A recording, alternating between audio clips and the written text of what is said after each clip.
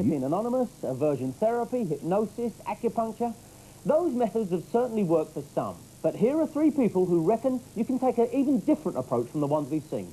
Alan Carr is a former 100-a-day smoker whose best-selling book is called The Easy Way to Stop Smoking. Gillian Riley is a smoking counsellor who says you must accept your desire for nicotine before you can take control of it.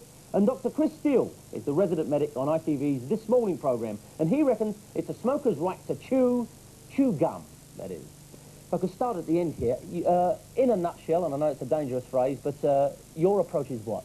Well, basically, it is easy to stop smoking. Smokers believe they enjoy smoking cigarettes, but if you say to a smoker, those so-called favourite ones, like the one after a meal, if you can't get your brand, you can only get a brand you find distasteful. To stop smoking, no way.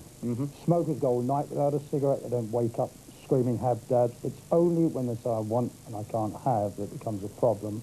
So basically what I do is to first of all remove the need or the desire to smoke, to make them realise that they won't miss them, that they enjoy life far more, then go back to the health, the rest of it, then they become additional positive gains rather than making the smoker feel they're being forced. Now, I was with you up until additional positive gains. Well, what does that mean? The normal method, what I call the willpower method, is to tell the smoker what they already know, that it's killing them and it's costing them a fortune. But smokers don't smoke for the reasons they shouldn't. They smoke for the reason they do, and what you have to do is remove the need or desire to smoke. Now, in fact, they are illusions. Non-smokers don't need cigarettes, and smokers, before they start smoking, don't need them. What was the road to Damascus for you? When did you decide? Well, basically, I spent a lifetime trying to stop smoking using what I call these normal methods, and it was just sheer misery. For months, I'd still be smoking for a cigarette, because I did believe that I got a genuine crutch or pleasure from smoking. When I realised that it was just purely drug addiction, that all a smoker ever actually enjoys, is trying to get rid of the empty, insecure feeling of the body craving nicotine. And of course, each cigarette doesn't relieve it. The first one starts it, all the others make them suffer again and again and again. Gillian, in the middle of it, what is this psychological trick you say you've got to play on yourself? What is this? I don't think it's a trick, no.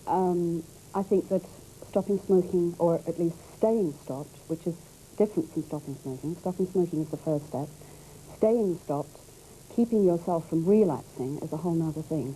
And I think that the essential ingredient in that is coming to terms with the fact that there will be a desire to smoke.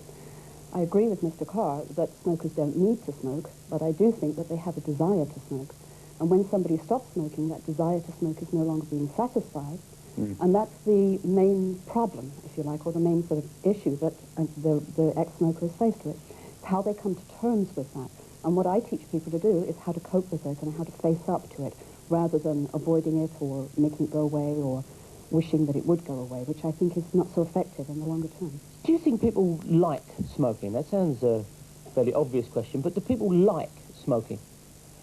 Yeah, I think smokers like smoking because of the positive effect it has upon them. You know, once you've lit the cigarette, you inhale the smoke, you know that within 7 seconds nicotine is in the brain, so it's an immediate response, and nicotine has a very nice effect on your brain. It's a very nice drug.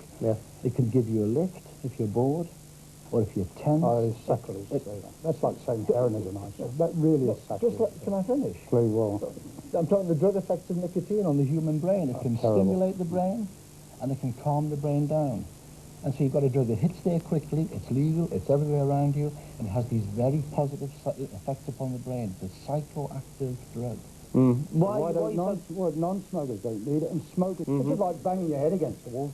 Non-smokers don't need it, and you see, there's not a smoker in this room that wants their children to smoke. But you go for gum, is that right? What we're doing here at the present moment is using a nicotine replacement therapy, which is the nicotine gum, they're correct. That's the only treatment available at the present moment. But you're going to see nicotine skin patches, nicotine sprays, nicotine inhalers.